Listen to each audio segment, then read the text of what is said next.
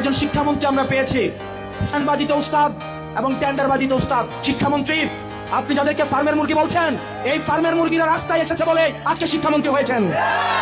ফার্মের মুরগিরা রাস্তায় নেমে এসেছে বলেই শিলং থেকে এসে সংবিধান বিশেষজ্ঞ হয়েছে।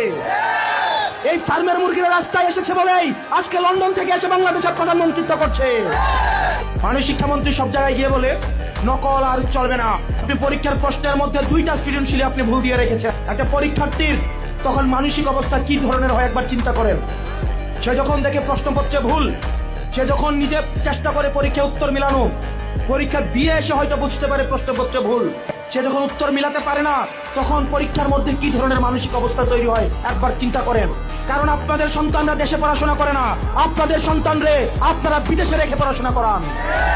পরের সন্তানদেরকে রাস্তায় রেখে রাজনীতি করাবেন, পরের সন্তানের ভবিষ্যৎকে নষ্ট করবেন, পরের সন্তানদেরকে নিয়ে এক্সপেরিমেন্ট করবেন। এই বাংলাদেশ নিয়ে এক্সপেরিমেন্ট আর আমরা আপনাদেরকে করতে দিব না।